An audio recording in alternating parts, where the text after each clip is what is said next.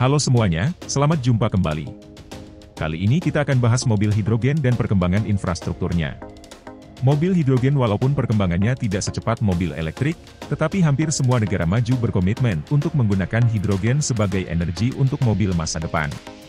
Nanti akan saya tunjukkan betapa negara-negara maju memiliki komitmen yang kuat untuk mengembangkan hidrogen sebagai sumber energi, termasuk negara kita.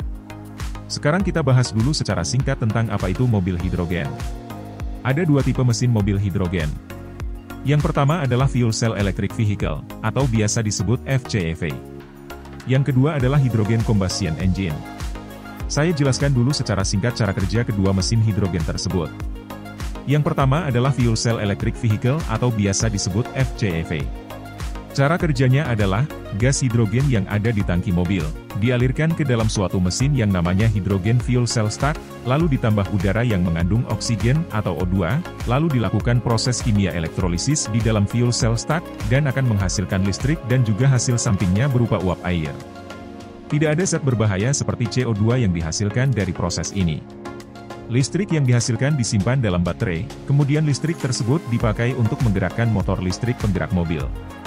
Jadi pada prinsipnya mobil hidrogen tipe FCEV adalah mobil listrik, hanya saja pengisian listrik pada baterinya bukan dicas, melainkan dari listrik yang dihasilkan sendiri oleh mesin hidrogen fuel cell yang ada pada mobil tersebut.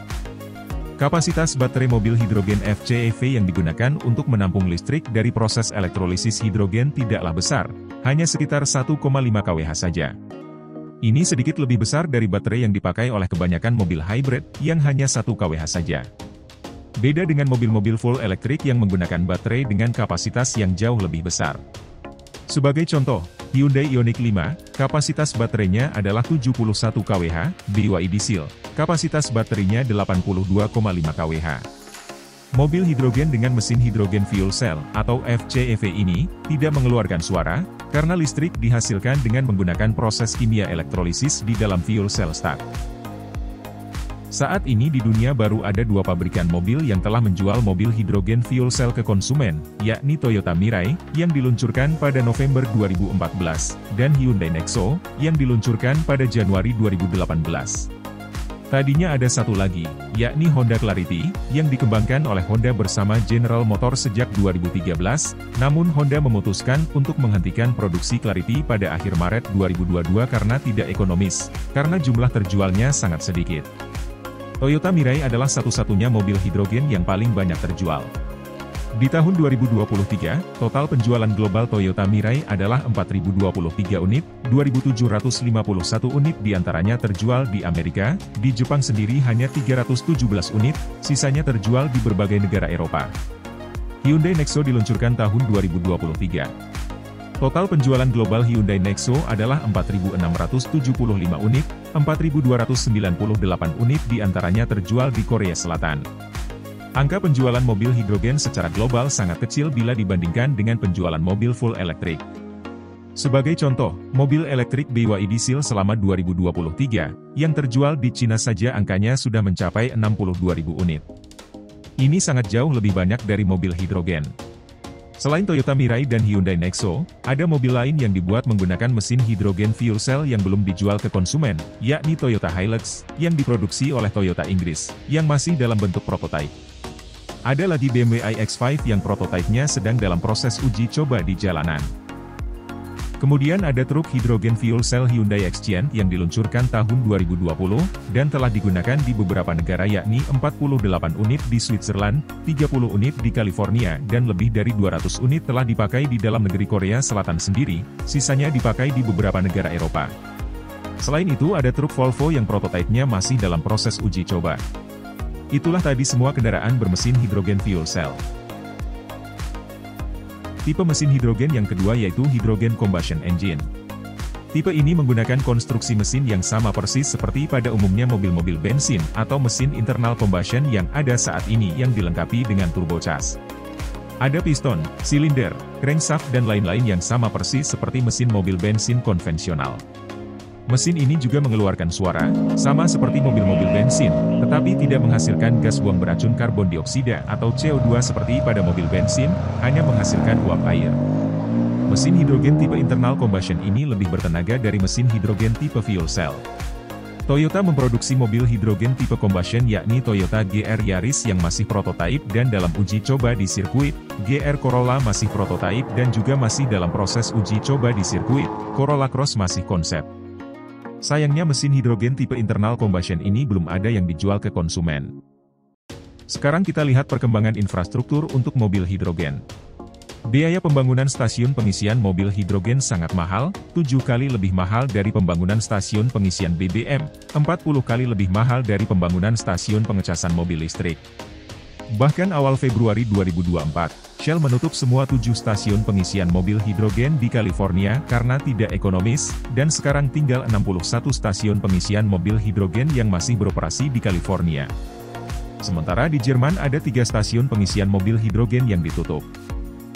Di Inggris pada akhir tahun 2023, Shell menutup 3 stasiun pengisian mobil hidrogen, sehingga tinggal 11 stasiun yang beroperasi di Inggris. Penutupan itu semua tentunya tidak lepas dari faktor ekonomi. Bandingkan dengan stasiun pengecasan mobil listrik di Inggris yang jumlahnya ada 57.000, kalah jauh. Namun para ahli optimis bahwa di masa depan dengan skala konsumsi dan produksi hidrogen yang jauh lebih besar lagi, akan menurunkan biaya produksi, biaya penyimpanan, dan biaya distribusi. Minimnya infrastruktur atau jumlah stasiun pengisian mobil hidrogen saat ini, tidak menyurutkan semangat pabrikan mobil terkemuka seperti Toyota, Hyundai, BMW, Volvo untuk terus melanjutkan proyek mobil hidrogen mereka. Mereka menyadari bahwa mobil hidrogen bukan semata-mata bisnis untuk mencari keuntungan, tetapi lebih kepada misi penyelamatan bumi dari polusi karbon, penyelamatan bumi dari perubahan iklim global, atau kenaikan suhu global. Hanya Honda yang menghentikan produksi mobil hidrogennya, Honda Clarity. Adanya mobil full elektrik yang sekarang sedang tren ini pun sebenarnya cukup membantu mengurangi polusi karbon di muka bumi, tetapi sebenarnya masih ada efek merusak lingkungan yaitu saat penambangan bahan baterai yaitu nikel dan ferrous dan juga limbah baterai ketika nanti sudah banyak baterai yang rusak. Mobil hidrogen kedepannya akan didukung dengan green hydrogen atau hidrogen hijau. Hidrogen hijau adalah sebutan untuk hidrogen yang diproduksi dengan proses kimia elektrolisis dengan menggunakan sumber energi listrik yang dihasilkan dari energi terbarukan seperti matahari, angin, dan bendungan air sungai, yang sama sekali tidak menghasilkan karbon. Selain hidrogen hijau ada hidrogen hitam yaitu hidrogen yang dihasilkan menggunakan listrik yang berasal dari batu bara, hidrogen coklat yaitu hidrogen yang dihasilkan dengan energi listrik batu bara muda, hidrogen abu-abu menggunakan gas metan yang direformasi sehingga menjadi hidrogen, hidrogen biru menggunakan bahan gas metan tetapi karbonnya tidak dilepas ke udara. Hidrogen pink diproduksi menggunakan listrik dari tenaga nuklir, hidrogen putih adalah hidrogen alami yang dihasilkan langsung dari perut bumi. Hidrogen hijau ini nantinya tidak hanya dipersiapkan untuk mendukung keberadaan mobil hidrogen, tetapi juga dipersiapkan untuk menggantikan hidrogen hitam dan hidrogen abu-abu yang sekarang banyak diproduksi dan dipakai pada industri kilang minyak, industri amonia, industri metanol dan industri besi dan baja. Biaya untuk memproduksi hidrogen hijau saat ini masih sangat mahal dibandingkan dengan hidrogen yang diproduksi menggunakan energi listrik yang berasal dari bahan bakar batu bara atau dari bahan bakar fosil seperti minyak bumi. Namun demi menyelamatkan bumi dari polusi karbon dan perubahan iklim bumi, negara-negara maju tetap berkomitmen untuk menggunakan hidrogen hijau di semua industri. Para ahli masih optimis bahwa ketika nanti skala pemakaian dan produksi hidrogen hijau berlipat-lipat lebih besar, maka biaya produksi hidrogen hijau akan turun. Tidak hanya biaya produksi yang akan turun tetapi juga biaya penyimpanan dan biaya distribusi. Agar bumi ini bersih dari pencemaran karbon yang bisa mengakibatkan perubahan iklim, maka hidrogen hijau bagaimanapun juga harus tetap diproduksi dalam skala besar untuk menggantikan pemakaian hidrogen hitam, coklat, dan abu-abu, dan juga untuk menggantikan pemakaian bahan bakar fosil di semua industri. Berdasarkan database proyek hidrogen dari International Energy Agency, China adalah negara yang paling ambisius mengembangkan produksi hidrogen hijau dengan planning produksi 1,17 juta ton per tahun, disusul Saudi Arabia 350.000 ton per tahun, Swedia 250.000 ton per tahun, dan Amerika 200.000 ton per tahun. Data ini disajikan berdasarkan proyek-proyek yang sedang berjalan atau proyek yang belum berjalan tapi sudah mendapatkan komitmen pendanaan dari lembaga keuangan. Saudi Arabia tengah mengerjakan proyek pembangunan plant hidrogen hijau bekerja sama dengan ACWA Power, Air Products, dan NEOM dengan total investasi $8,4 miliar dan ditargetkan akan selesai pada 2026.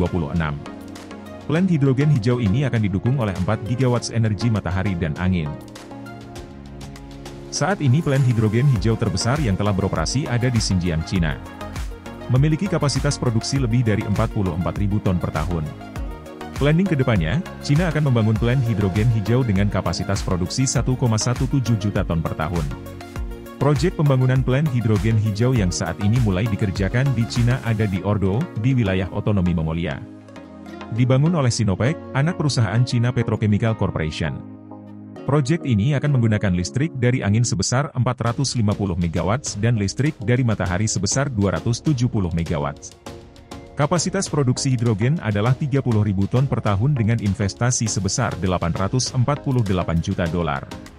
Sekarang kita lihat berapa nilai investasi untuk mengembangkan kapasitas produksi hidrogen hijau berdasarkan region. Data ini disajikan oleh Financial Times dari sumbernya yaitu Hydrogen Council, McKinsey & Company. Bisa kita lihat nilai investasi terbesar adalah di region Eropa dengan nilai hampir $120 miliar. Ini gabungan negara-negara di Eropa. Amerika Latin hampir $50 miliar, Amerika Utara $50 miliar lebih, Oseania $39 miliar lebih, Timur Tengah $20 miliar lebih, Afrika hampir $20 miliar, Cina hampir $20 miliar, Asia hampir $20 miliar. Joe Biden pada tahun pertamanya menjabat Presiden Amerika, pada Oktober 2020 di satu kesempatan mengatakan Amerika akan menginvestasikan $1,7 triliun untuk energi yang bersih. Suatu nilai yang fantastis, dengan target di tahun 2050 Amerika sudah 100% clean energy economy. Artinya semua kegiatan ekonomi di Amerika telah 100% menggunakan energi ramah lingkungan sebelum tahun 2050.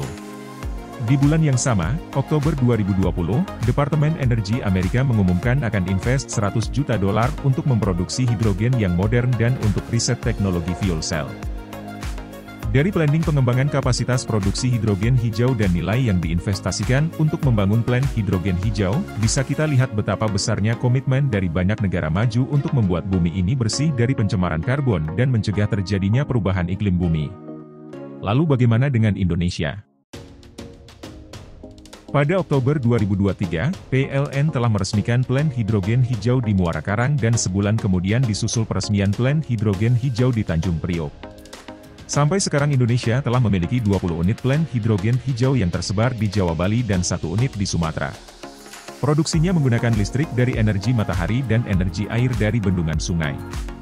Energi terbarukan dan tidak menghasilkan polusi karbon. Kapasitas produksi plant hidrogen hijau di Muara Karang adalah 50 ton per tahun, 7 ton per tahun dipakai untuk pendingin pembangkit listrik, sisanya 43 ton per tahun digunakan untuk kebutuhan berbagai industri, salah satunya stasiun pengisian mobil hidrogen. Dari 21 unit plant hidrogen hijau di Indonesia, total diproduksi 199 ton per tahun. Yang dipakai sendiri oleh PLN hanya 75 ton per tahun. Kelebihannya 124 ton per tahun dipakai untuk berbagai industri. PLN telah mengoperasikan 1 unit stasiun pengisian mobil hidrogen di Senayan, Jakarta sejak 1 Januari 2024 dengan kapasitas 424 mobil. Ini memang belum ada apa-apanya bila memang benar-benar akan melayani keberadaan mobil hidrogen, namun ini adalah suatu simbol yang menunjukkan niat pemerintah yang mengarah ke pemakaian hidrogen hijau di industri transportasi. Jadi sekarang Anda sudah memiliki gambaran sebesar apa produksi hidrogen hijau yang juga merupakan bahan bakar mobil hidrogen pada 10 tahun ke depan. Nah, sekarang bagaimana menurut Anda? Apakah mobil hidrogen pada 10 tahun ke depan akan mendominasi jalanan di Jakarta dan kota-kota besar dunia? Tolong tuliskan pendapat Anda di kolom komentar. Oke, sampai di sini dulu video saya kali ini. Terima kasih telah menonton video ini, dan sampai jumpa di video berikutnya.